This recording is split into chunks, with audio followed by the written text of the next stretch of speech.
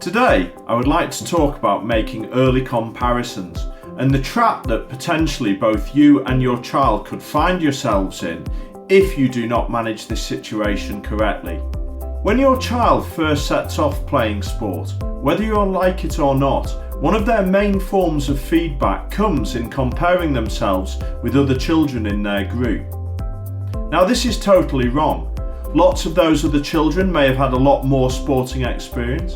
Some may be more physically and emotionally mature than your child.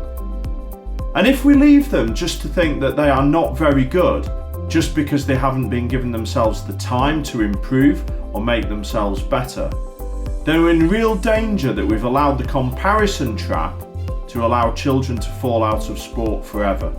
We can be all too quick to potentially give our children a label. We're all very keen to call them sporty or musical or theatrical. And actually, skill and development takes a huge amount of time and commitment. We seem quick to jump to conclusions that on our first early experiences of trying something new, that is potentially whether or not our child is any good at it or has the potential to be any good at it. Children need to know that they develop at different times and different speeds. As a parent, we would love our child to develop their talent with a lovely graph that goes up in a lovely straight line, constantly improving. The reality is that this is not the case. To develop talent, lots of things must go on. Your child will go forward, they will go backwards, they will plateau, they'll get worse, they'll get better again. We must understand that this is all just part of the process.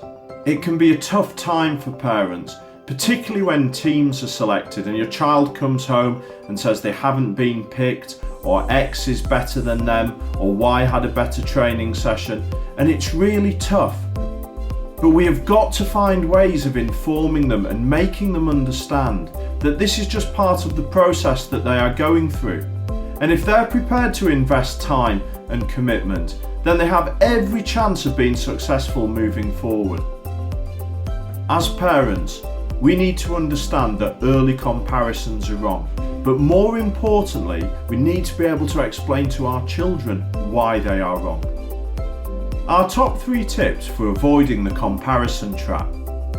Accept that your child will compare, but be in a position to talk to them about why their comparisons may be wrong.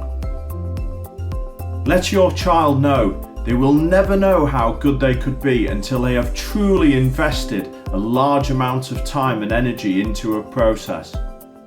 And let them know that success is not in the here and now. Use different role models, find different stories of athletes who've taken different sporting journeys to make your point that being a good 9-year-old does not mean that you're going to be the next big thing in the world of sport.